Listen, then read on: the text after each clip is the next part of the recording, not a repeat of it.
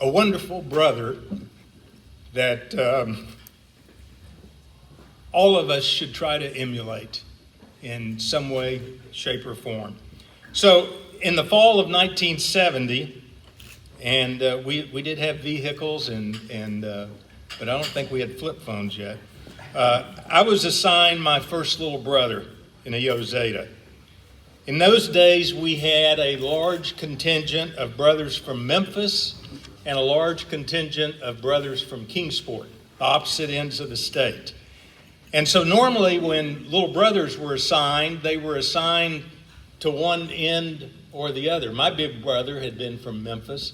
And so anyway, I was from Kingsport, and I was assigned a young guy out of Messick High School in Memphis, and that was Bobby Mullins. Bobby and I formed a lasting, years-long friendship and a brotherhood that spanned not only our undergraduate days at UT, but then we served together on the national staff in Indianapolis. And that relationship continued through many conversations and emails on our respective ministries and missions for the glory of Jesus. As most of you know, Bobby and his wife Wanda tragically lost their earthly lives in a car accident early in September, this past September. It's ironic to me that the two who were virtually inseparable in life are now forever inseparable in the riches of heaven. Mm-hmm. Brother Bill Baylor, excuse me, Brother Bill Baylor and Bobby met as freshmen at UT, and they were roommates at 1848 Fraternity Park. Bill wrote this about Bobby. He said he was a faithful friend, a passionate minister, a servant leader, and beloved brother of Lambda Chi Alpha.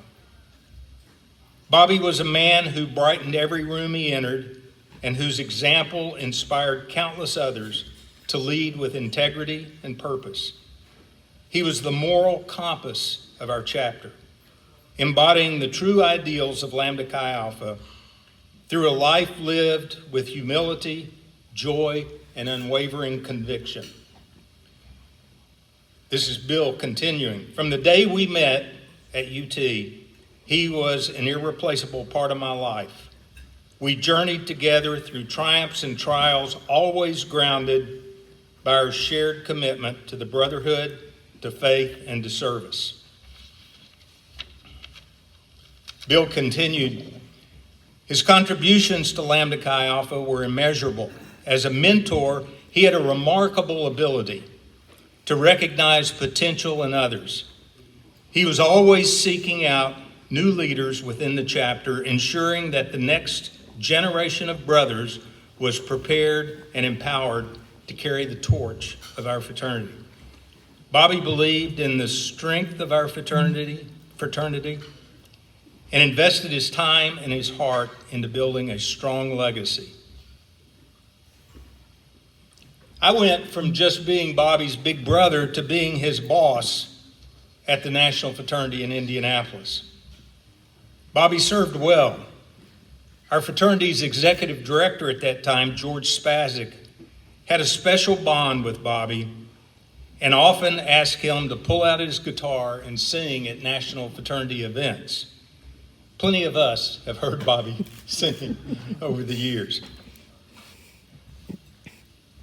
While we were serving in Indianapolis, Greg Lagana was the editor of the Cross and Crescent, the national fraternity magazine. I had recently asked Greg about his memories of Bobby, and he wrote me this. He said, I've been reflecting a bit about Bobby since hearing the news of the accident, thinking about the guy that I knew nearly 50 years ago.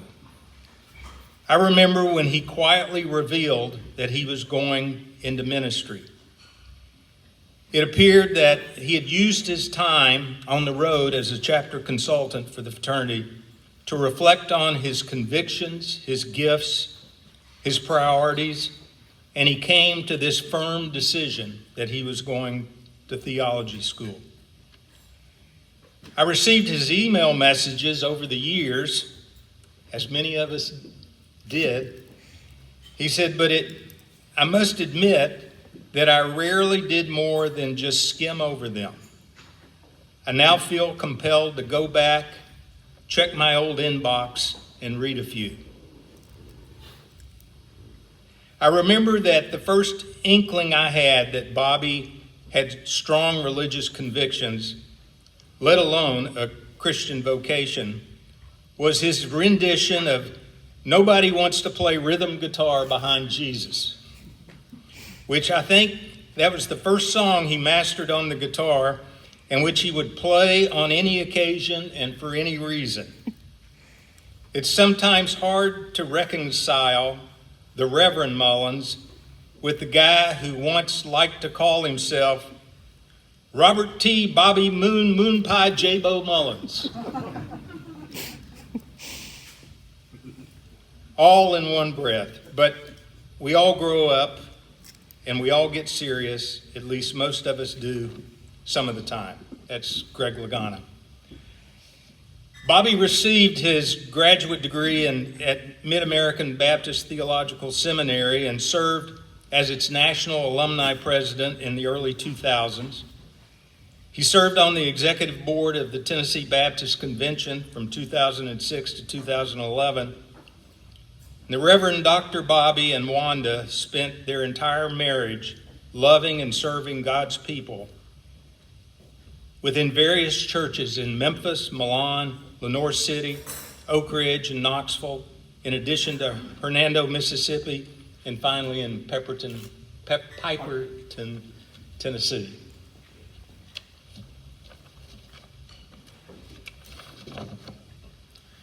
Bobby wrote 2 books. He composed dozens of songs. A primary focus of his ministry was the nonprofit Back to Basics ministry that he founded and the Christian TV program A Fresh Start, of which he secured funding, produced, and hosted. Just a week before the tragic accident, Pastor Mullins shared a sermon titled "Living Like You're Dying" on Facebook, which has since attracted over 100,000 views. In that message, he asked these questions. What if you only had 1 month to live? How would you make each day meaningful? How would you relate to others differently? What would you do to make life really matter? Bobby's words were stirring reminders to live fully, love deeply, and walk in faith with every breath. So Bobby loved Lambda Chi Alpha, and he enjoyed what it stood for, but he also had a love for Tennessee athletics. He tried to make it to Knoxville at least once every fall for an EO alumni tailgate and a Big Orange game day. Bobby kept an extensive list of email addresses and reached out to most of us who were from the 70s group quite often. One of his last emails, which was last summer, he had been here to the chapter house, and he wanted to know why the chapter should not consider an EO Zeta UT Athletes Hall of Fame. He noted the new renovations to the chapter house, which included a wall of fame dedicated to outstanding EOs. So he asked, why not recognize athletes who were EO brothers? And just from the 70s era, he mentioned Vols baseball, All-SEC, All-American Bobby Tucker, who we were just having conversation about, and Cub Stokes, who we were also just having conversation about over here. NCAA championship swimmer Ron Isaacs, national racquetball champions Tom Stafford and Davey Bledsoe, and Vol football players Frank Menendez, Fran Petrella, Mike Jones, and Tom Calloway. And Tom Calloway is who actually gave Bobby the nickname Moon, because his favorite comic strip was Moon Mullins. And so when he met Bobby, he said, I'm just going to call you Moon Mullins.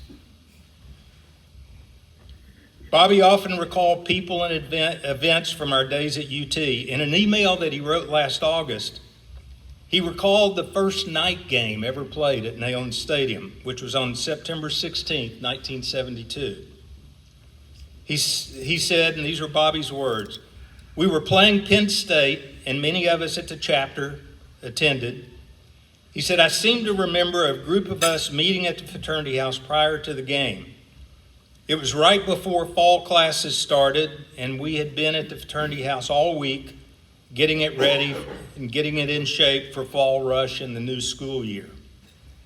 I believe I recall that we were able to get group tickets and sit together. I may be wrong, but I think that Lambda Chi little sister Peggy Seaman, now married to brother Jim Duke, had organized everything, and we met and we all walked to the stadium together. A night game was something that was very new and novel to all of us. We usually came to the fraternity house before and after an afternoon game, then had a party planned for that night. For this game, we just gathered and celebrated the Vols' victory over Penn State. We didn't have a party. It was like with this night game, we didn't know rightly what we should do. Again, the words of his roommate and brother Bill Baylor. Bill said this. He says, "Bobby's talents were so many.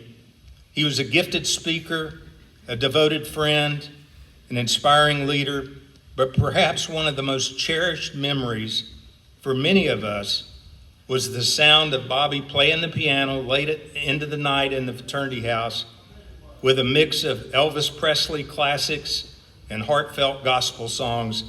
He brought people together with music, laughter, and love." Bill said, "Bobby taught us not only how we should live, but how to live well. He showed us the importance of lifting others up, of finding joy even in hardship, of serving selflessly, and of living straight from our values."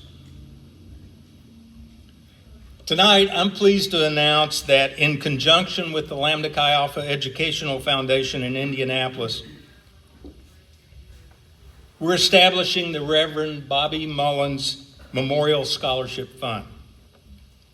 This scholarship will be available annually for a Lambda Chi brother embarking on postgraduate education in Christian ministry, Christian education, theology. Just another way for Bobby's legacy in Christ to live on. I'll conclude with this benediction to Reverend Bobby Moon Mullins through the words again of Bill Baylor. As we honor Bobby's memory today, let's commit to living the way he preached and practiced, with passion, kindness, unwavering faith. Let us be the kind of men he believed that we could be. In doing so, we will carry his light with us, keeping the Spirit alive in our hearts, in our brotherhood, and in the world. Rest easy, Brother Bobby and Wanda. You led with love, you served with heart, and you have left this world a better place than you found it. God bless you guys, and God bless everybody in this room in the memory of Bobby.